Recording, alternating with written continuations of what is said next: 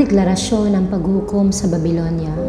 Jeremias chapter 50 verses 1 to 10. Sa pamamagitan ni Propeta Jeremias ay ipinahayag ni Yahweh ang mangyayari sa Babylonia at sa mga mamamayan nito.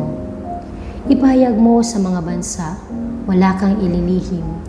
Ikalat mo ang balita, nasakop na ang Babylonia. Nalagay na sa kahihiyan si Bel, nanlupaypay na si Merodak, mga Diyos-Diyosan sa Babylonia. Sapagkat isang bansang mula sa hilaga ang sumalakay sa kanya.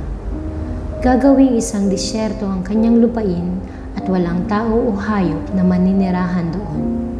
Sinabi ni Yahweh, pagdating ng panahong iyon, lumuluhang magsasama-sama ang mga taga-Israel at mga taga-Huda at hahanapin nila ako na kanilang Diyos.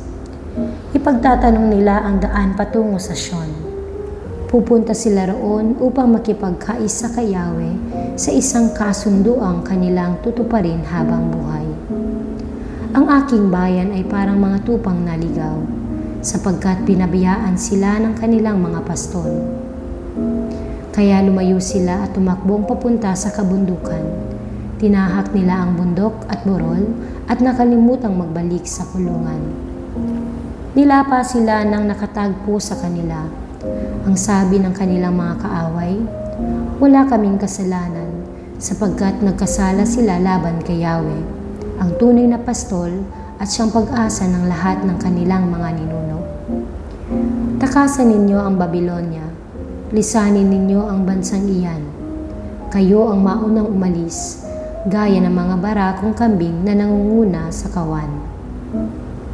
Sapagkat sususulan ko ang malalakas na bansa upang salakayin ang Babylonia. Magmumula sila sa hilaga upang bihagin siya. Sila'y mga biyasang mandirigma at walang mintis kung pumana. Sasamsama ng mga gamit ang mga taga-Babylonia at mananagana ang lahat ng makakakuha. Ito ang sabi ni Yahweh.